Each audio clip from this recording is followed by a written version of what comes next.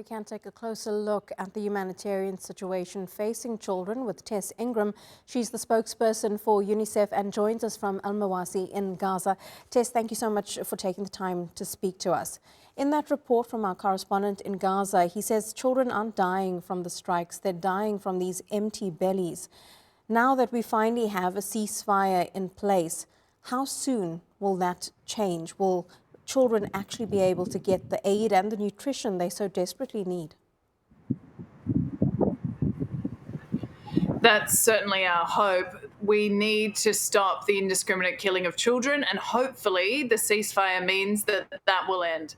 Then we're fighting the humanitarian crisis, and we can address that if we get enough aid into the Gaza Strip to provide people with the supplies that they need and with the services that they need. And we've proved that that's possible. We did it during the ceasefire earlier this year when we were getting 500 to 600 trucks of aid into the Gaza Strip every day. I was here at that time and I saw the difference that it can make, and quickly, to reduce malnutrition in children, to stop the spread of diseases, to ensure that families have somewhere warm to sleep. And so that's what we're focused on today, is ensuring that we are ready to go. We've got, as UNICEF, 1,300 trucks pre-positioned outside Gaza waiting to come in with life-saving supplies for children. Is there any indication of when those trucks will actually be allowed to enter the Gazan enclave?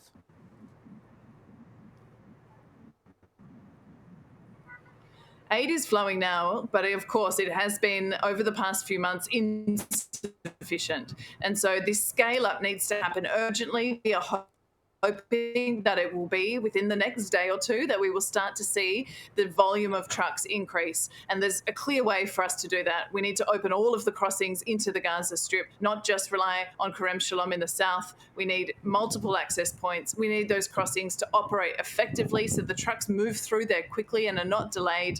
And then we need the conditions on the ground to make sure that that aid gets from the crossing to those children who so desperately need it wherever they are in Gaza.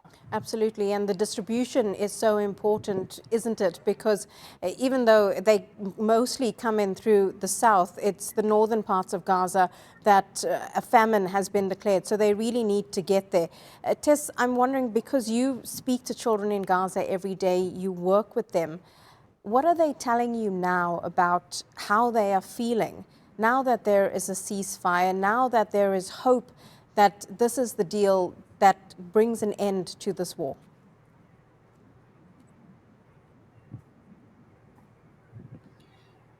There is hope among children, and I think I really feel privileged to relay the stories of children because they speak with such honest truth about what they experience. And for so many months, what they have been telling me has been horrific. They've been telling me about the pain and the loss and the fear that they have endured. But today they were telling me about the things that they were looking forward to. And that is so nice to hear after 2 years. Take 13-year-old Maisara. I spoke to him today. He's from Jabalia, and he said that he's so excited to go home to Jabalia, which is in the north of the Gaza Strip. And he said he will hug the soil of his city because he's missed it so much. And he said he's most excited about getting back into school. And I hear that so often from children here in Gaza, that school is the thing that they really want to return back to normal as soon as possible. And of course, that's something that UNICEF is really focused on. And that's so beautiful to hear, because children are really the future of Gaza and for Palestinians who have been through so much. And you speak about UNICEF being involved in being able to provide that schooling, or at least help with the education of children there. But even though this may not be top of mind right now, many of these children have obviously lived through a war, lived through what many have been calling a genocide. There is generational trauma now, not just from them, but of course from their parents and their grandparents as refugees. How do they start dealing with that going forward?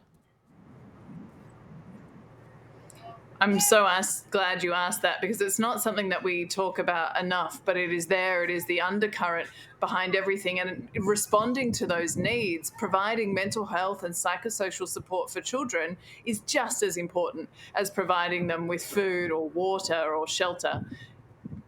We need to make sure that this opportunity to do that is not wasted, because it is hard to respond to a child's trauma while their suffering is ongoing. And we've been saying that for 2 years. We need peace in order for a child to be able to pause and process what they have endured. And finally, hopefully, we have that peace.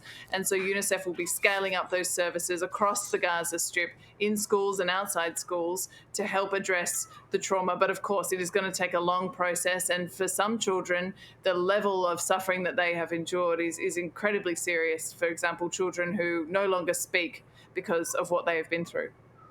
Tess Ingram, really appreciate you speaking to us and telling us the hopes there of Palestinian children in Gaza, and hopefully that is the ceasefire, this is the ceasefire rather, that will hold and bring an end to this war. Thank you so much, Tess.